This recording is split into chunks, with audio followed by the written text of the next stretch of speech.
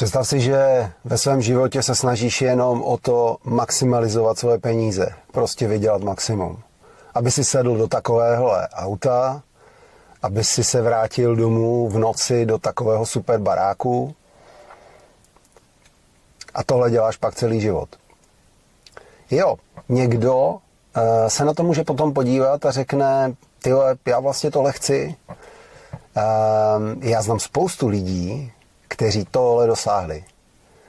A spoustu těch lidí se v tuhle chvíli ptá a říká mi, hele, k tomu mám jako udělat, abych tam ještě měl i nějaký pocit, abych to neměl jenom všechno jako jdu na večeři, jedu domů, vydělám peníze, aby tam bylo nějaké třeba štěstí.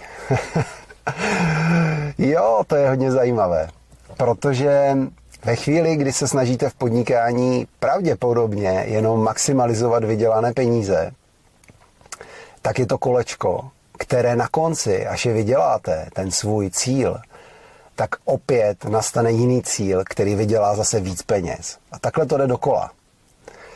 No, tak co je teda jiný postup?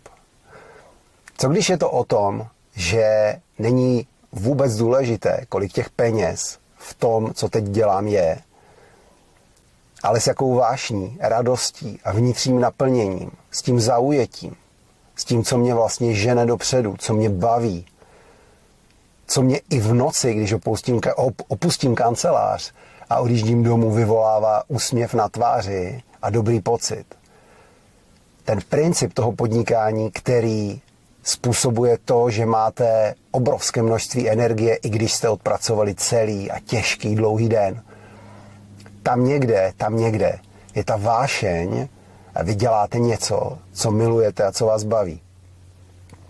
A tenhle ten přístup pravděpodobně vyvolává mnohem víc, než jen maximalizace peněz.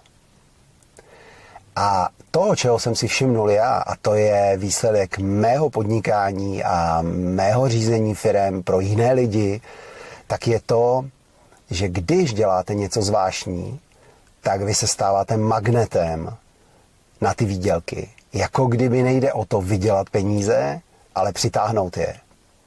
A to, jak si nastavit ten mindset, dneska se mu tak populárně říká, jak si nastavit vlastně celý svůj princip sama sebe, tak, aby se mi takhle ty věci děly a takhle to fungovalo, tak o tom to velmi rád vyzdílím.